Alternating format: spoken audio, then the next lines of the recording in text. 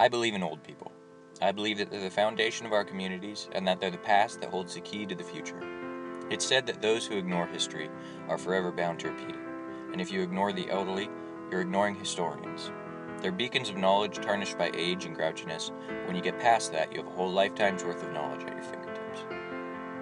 In the past 100 years, America itself has experienced the Panama Canal, long-distance telephones, the First World War, the Great Depression, Prohibition, the FBI, American gangsters, World War II, the atom bomb, the destruction of cities, the UN, the Cold War, the Korean War, the Vietnam War, the hydrogen bomb, the end of segregation, the first American satellite in space, the U.S. embargoes on Cuba, the Bay of Pigs, the Cuban Missile Crisis, the I Have a Dream speech, the JFK assassination, the Miranda rights, the Martin Luther King Jr. assassination, the first man on the moon, the voting age lowered, Watergate, Ronald Reagan being shot, the Challenger exploding, Mr. Gorbachev tear down this wall, the Persian Gulf War, the fall of the Soviet Union, the Cold War ending, Ruby Ridge, the Waco Massacre, the Oklahoma City bombing, the bombing of the World Trade Center, Columbine, 9/11, and the recession.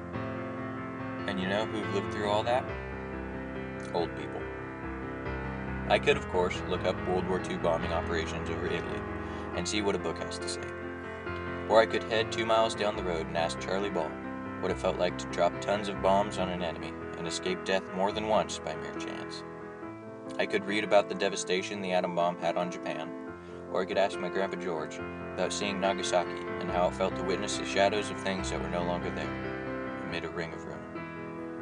I could Google the Great Depression, or I could go talk to the Sullivans and see how growing up in the Depression made waste not, want not their creed.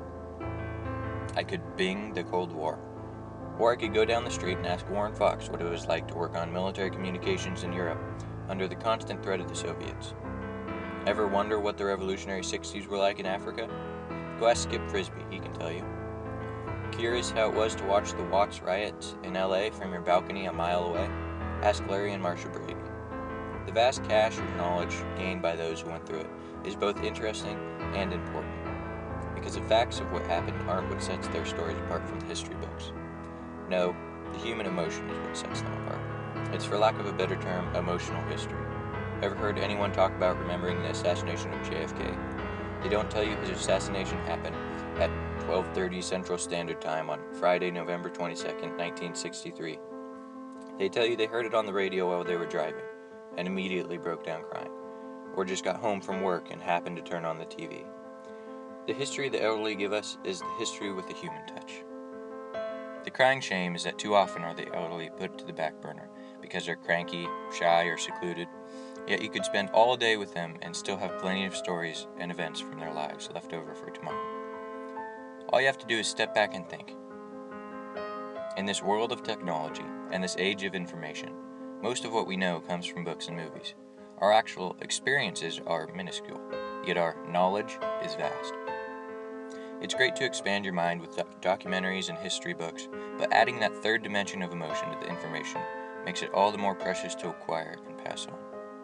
So next time you have the chance to talk to your grandparents, sit down and learn maybe a little something more about the past you thought you knew. This, I believe,